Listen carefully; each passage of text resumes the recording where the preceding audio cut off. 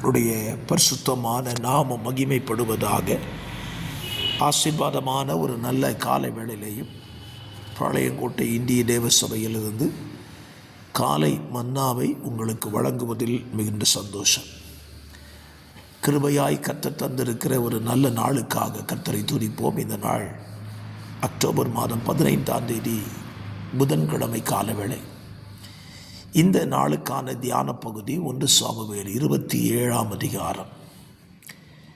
இந்த அதிகாரத்தில் தாவீது ஆகீஸ் என்கிற ராஜாவினிடத்திற்கு போய் அங்கே அவனிடத்தில் தஞ்சம் அடைகிறதை இந்த அதிகாரத்தில் நீங்கள் வாசிக்க முடியும். ஆகீஸ் யார் என்றால் பெலிஸ்தரின் ஒரு ராஜா. அவன் தாவீதை தன்னிடத்தில் ஏற்றுக்கொண்டு அவனுக்கு சிக்லாக் என்கிறதான ஒரு பகுதியை ஒதுக்கி கொடுக்கிறார். தாவீதும் அவனோடு கூட இருந்ததான 600 மனுஷர்களும் அவர்கள் குடும்பங்களும் சிக்லாக்கிலே தங்கியிருக்கிறார்கள்.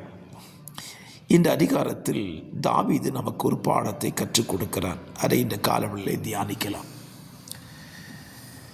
தாவீது பெலிஸ்தரின் நாட்டிலே 1 வருஷமும் 4 மாதமும் குடியிருந்தான். பெலிஸ்தரின் தேசத்திலேயே குடியிருந்துட்டு அமலேக்கியர, கெசூரியர், கெசீரியர் போன்றதான இடங்களில் போய் அவங்களையே அழித்து வெகுமதிகளை ஆகீஸ் ராஜாவுக்கு கொடுத்தான். தாவீதினிடத்தில் நாம் கற்றுக்கொள்ளுகிற இந்த கால வேலைக்கான ஒரு நல்ல சத்தியம், சத்துரு குடியிருக்கிற இடத்திலேயே இருந்துட்டு சத்துருவை அழித்து கொண்டிருந்தான் தாவீது. அப்படியானால் இன்றைக்கு நம்ம வாழ்க்கையில் நம்ம என்ன கற்றுக்கொள்ளலாம்? சத்துரு குடியில்லாத இடத்துல இருக்கிறத பார்க்கலாம், சத்துரு குடியிருக்கிற இடத்துல இருந்து அந்த சத்துருவையே நம்ம அழித்து ஜெயம் எடுப்பது தான் நமக்கு ஒரு பெரிய ஆசீர்வாதம். நம்ம பரிசுத்தமாக வாழணும்னா பாவியே இல்லாத இடத்துல வாழ்கிறது பரிசுத்தம் அல்ல. உலகத்திலே பாவிகள், விபச்சாரக்காரர்கள், வேசிக்கல்லர்கள், மதுபானம் பண்ணுகிற எல்லாரும் இருக்கத்தான் செய்கிறார்கள். அவர்கள் மத்தியில் நாம் பரிசுத்தமாய் நம்மை காத்து கொண்டு வாழுகிறோம் பாருங்க, அதுதான் வாழ்க்கை. தாவீது இஸ்ரவேல் தேசத்திலே வாழ்ந்திருப்பான் என்று சொன்னால் அதில் பெரிய ஆச்சரியம் இல்லை. அவன் தங்கியிருந்த தேசம் என்பது இஸ்ரவேலருக்கும் பெலிஸ்தருக்கும் எப்போவுமே யுத்தம்தான்.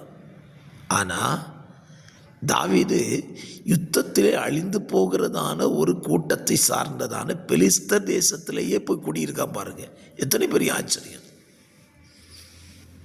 ஆகீஸ் ராஜா அவனை ஏற்றுக்கொள்ளுகிறான், அவனுக்கு ஒரு பட்டணத்தையே கொடுத்துட்டான். ஆகீஸ் ராஜாவுக்கு ரொம்ப சந்தோஷம். அதனுடைய 12ஆம் வசனம், ஆகீஸ் தாவீதை நம்பி அவன் இஸ்ரவேலுடைய தன்னுடைய ஜனங்கள் தன்னை வெறுக்கும்படி செய்கிறான் என்றைக்கும் அவன் என் ஊழியக்காரனாக இருப்பான் என்றான்.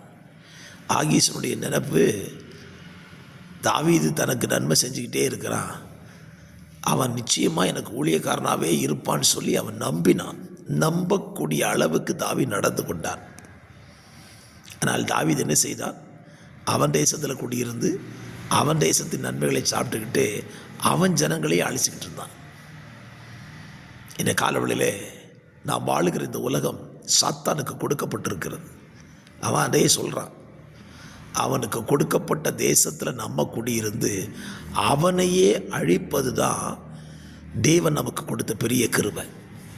ஆகவே பிசாசு குடியிருக்கிற இடத்துல குடியிருக்கிறேனேன்னு பயப்படாதீங்க, அவனை அழிப்பதுக்கு தான் தேவன் நம்மை அங்கே வைத்திருக்கிறார். ஆகவே சத்ருவையும் அவன் கூட்டத்தையும் அழித்து தேவனுக்கென்று ஜெயஸ்தம்பத்தை நாம் நாட்டுவோம். அதுவே கர்த்தருக்கு பிரியமாயிருக்கும். பரிசுத்த பிதாவே, இந்த காலவெளியிலே தியானிக்க தந்த நல்ல வார்த்தையின்படி சத்துரு குடியிருக்கிற இடத்துல குடியிருந்து சத்துருவையே அழித்து ஜெயமுள்ள வாழ்க்கை வாழ கிருபை தாரும். இயேசுவின் நாமத்தில் பிதாவே, ஆமேன்.